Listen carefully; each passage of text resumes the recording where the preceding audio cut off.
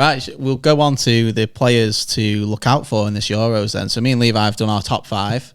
We'll see if you agree with them. Yeah, we tried to pick. I think we've not gone with the blindingly obvious picks, have we? No, it's a bit boring. You can always go, I think Mbappe, Kane, and all this, can't you? But no, we haven't done that. We're kind of looking at players to look out for that aren't that big, if you know what I mean. They can be still big names. Yeah, I've got a few notable players in here, but that I think are just going to have a great tournament. And I've got a few that I'm thinking are more breakthrough.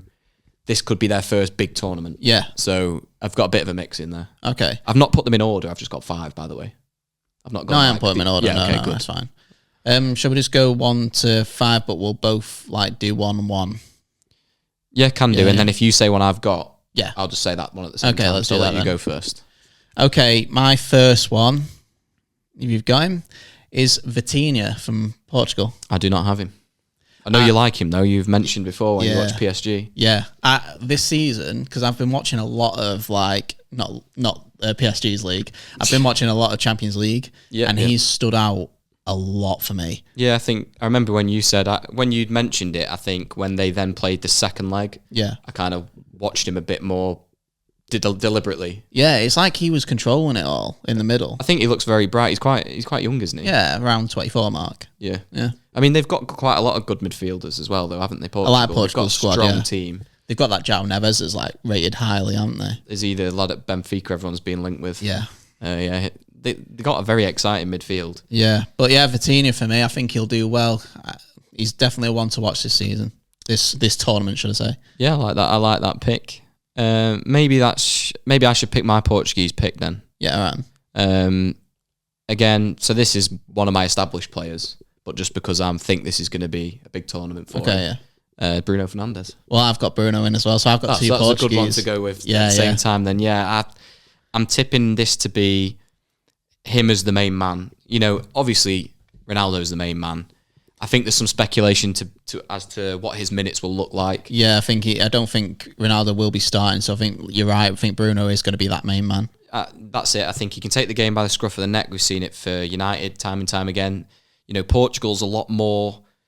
He's got class players all over the park. They're going to be a lot more organised than United have been in the last couple of seasons, or pretty much in Bruno's entirety of being a United player. Yeah. He's got great players all around him. I think Portugal are one of the strongest teams in the tournament. He's shown great form coming into the tournament. So in terms of goals and assists, I also think he's probably likely to be on pens if Ronaldo isn't on the pitch. Yeah, definitely, yeah. So I think numbers-wise, he could have a good tournament. I'm expecting Portugal to go far as well. You've got to look at that in the tournaments, haven't you? You've got to look at, if you're doing the fantasy and stuff, you've got to look who's going to be taking penalties for that nation. Who you think maybe who's got an easy group, who's going to actually get out the group, with all those things. But I know that's a bit of a boring pick, but I just think I'm sort of going out on... I'm picking it more because I'm saying this is going to be like a potential player of the tournament candidate. Yeah. So that's why I think he deserves a shout. No, I agree. So I'll go with my third one then. So have you only done one? Yeah. Do you want me to do another one? You do yours then. You do another. Okay, then I've picked one from the host nation, Germany. Okay. And I've gone with Jamal Musiala. Okay, yeah. Again, I know relatively big player, Bayern Munich. He's had a really good season for Bayern. Good season. I think Germany are a relatively strong team. I think I didn't maybe give them as much credit. When you look across all positions, they've got a good mix of youth and experience. I think they've got a relatively strong team across the whole pitch. Yeah. And he's one where this could be like a breakthrough tournament for him. I know he's played in the past and he's established for the fans of German football because of his time at Bayern Munich and for the German national team. Yeah. But I think he's the man when I watch him on the ball that looks like he's the danger man. He's great on the ball. He can take a man on. He can move it. He's silky. He can draw fouls. We were saying last pod about players that can make something out of nothing, and I think he's one of them. Yeah, so I think in terms of picking one for my 5, who I think is going to be exciting to watch, I think he's certainly one of them and could be one of the players when at the end of this tournament that you go, God, he was a nightmare to play against. Yeah. So again, I know he's not like a nobody sort of thing. He's a big player, but... Okay, so I'll go on to my third one, and this is from the host nation. I've gone Fulkrug. In the final, he could have had at least 2, and he just obviously fumbled it, but he's always there. Yeah. And I noticed in the last tournament, I did watch some of Germany, and he was playing. He got brought on towards the end, and I don't think Fulcrook starts in the Euros. No, I think Havertz starts, doesn't he? Yeah, or like you could put like, is it Wirtz for Leverkusen? Oh, Wirtz. That's the one. I think it'll definitely be Havertz, to be honest. Yeah, but because I've put him as a one to watch, I think he'll be the one that if Germany like a draw in and it's 80 minutes to go or 75th minute in, I think Fulcrook comes on, and I think he gets like late goals. He's a handful. Yeah, I think he's like Wout Weghorst in the last World Cup. Yeah, I think he's the key for Germany to go far. So that's why I've picked him. Well, he's the key for him to go far. Yeah. Clip it now when he don't play a single game. No, but he did look good this season, to be fair. Yeah. So have you said 4 or no? That was my third. Okay, so this is your third now. So I'll go with. I've picked Lamine Yamal from Spain. Okay, the Barcelona player. I'm not actually sure if he starts or not. I haven't really looked at him. I think he's definitely got a case to start. Obviously, I think he became one of the youngest players for Barcelona to score, or even in La Liga, he was like 15, 16 at the time. Yeah. He's actually 16 still. He turned 17 near the final. Yeah. I saw an AI thing about predicting the next 10 Ballon d'Or winners, and Yamal's in there. Yeah, I think you look at how young he is. Not like that means anything, but... But I think even if he's not the starter, which I think he could be because he's so exciting, obviously already playing for Barcelona, had a good breakthrough season for them. I just think this could be, on the international stage, I know it's not the World Cup, but Euros all the same, could be one to, obviously Spanish fans of Spanish football well aware of him, but in terms of putting yourself out there on the international stage, this could be a tournament where people are like, God, he's some player. Yeah. Especially with how young he is, in terms of attracting attention for big clubs, which I'm sure he already is doing, but coming through Barcelona's academy, I'm sure he's not really thinking about anything else other than playing for them right now. And making them, a top team again. But I think he's definitely one to watch. I'd love it if he's starting for them. We can watch it, and you look at the group they're in. If he can do a job against the likes of Italy and Croatia, then you're showing just how high a standard he's playing at such a young age. So I'd love to see relative amount of minutes from him in the Euros. I think he's definitely one to watch. Not just even in this campaign, like just in football in general over the next however many years. Oh yeah, definitely, yeah. Right, I'll go my fourth then. So my fourth pick is Virgil van Dijk. Oh, you have gone for him. Yeah. You were throwing me off, weren't you? You were saying, I've not got him. Nah, I've gone for him. For some strange reason, I've got no data to back this up. Nice. I like it when a sentence starts with that. I just have a feeling that because I think it's mainly because the forward options for Netherlands are not great. And I think the way they're going to score goals is either a Virgil van Dijk header or like keeping a clean sheet because of him. You're not putting your money on Wout Weghorst to be sticking him away. Definitely not. I won't put my life on that. But yeah, I think Van Dijk's going to be the standout for that team.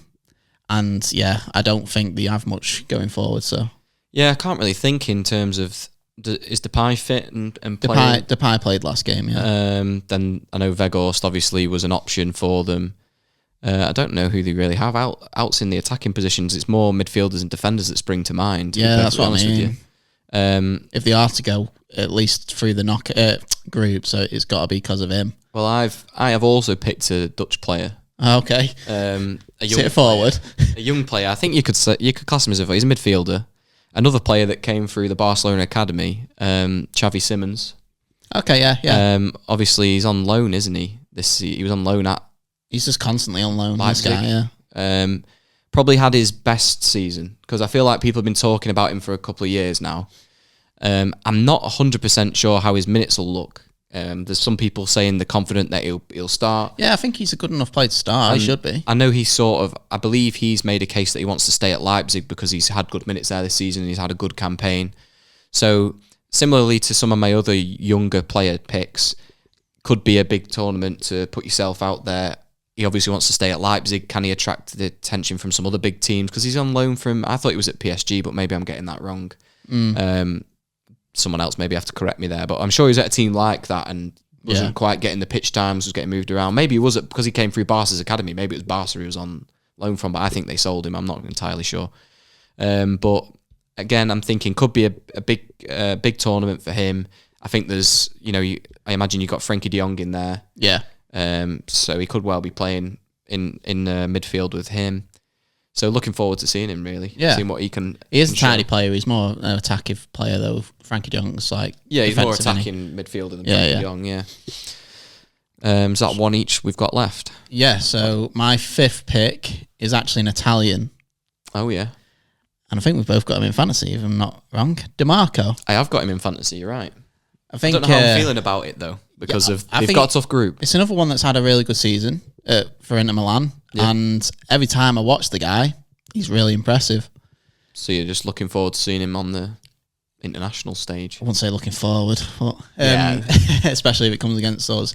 But he does play the wing back, not a full back. So it depends if Italy, people might know more than me. I don't know if Italy play 5 at the back, but even so, if he is a full back, I will still say that he's a one to watch. I'm a bit of an unknown with how they're going to play there defensively, because I was expecting Scalvini to come in and sort of, now that Chiellini's out of the fray, I don't know if Bonucci's not in either anymore, is he? They're dead old now, aren't you they? Look at your big players that have played there over the years. I think Scalvini was going to be one of the ones to come in and maybe try and take the reins and be that big player at the back, and then he's out of the tournament completely with an injury.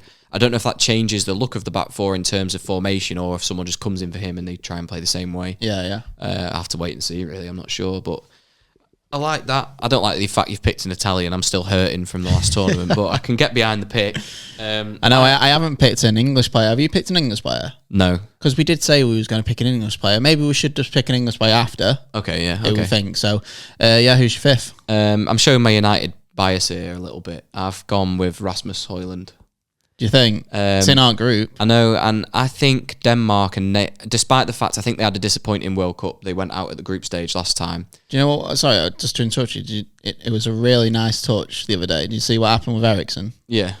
I like that. What, the goal? Or? Yeah, he scored a really good goal, and it was in the same stadium that he had the heart attack on. Yeah, did you see Højlund's post on Instagram?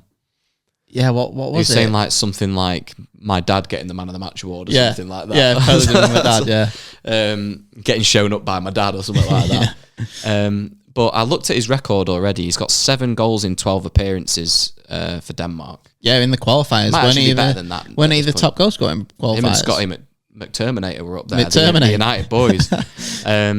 I just think, to me, Denmark are nailed on to definitely get out of that group. You think? I know that's disrespectful to the likes of Serbia and Slovenia. And I am backing England to finish top because it's our team. And I do think we are the strongest team in the group, even if I was take them blinkers off. Yeah.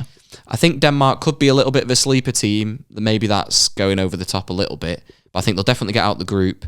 I think, and his lightning pace against some of these teams. I do like Højlund. He knows Eriksen. Just don't score against us, that's all. He knows Eriksen from club football and international football. So if he's starting and putting those balls in behind for him to run onto the end of, I think he could be a genuine goal machine. Like, I think a bit of an outlier. I would really like him to do well, to be fair. And I say that's my United blinkers, so don't judge me for picking 2 United players in my 5 ones to watch. But if we were going to say, like, who's a one to watch from our team, England, who would you say, like, the most likely person is the one to watch?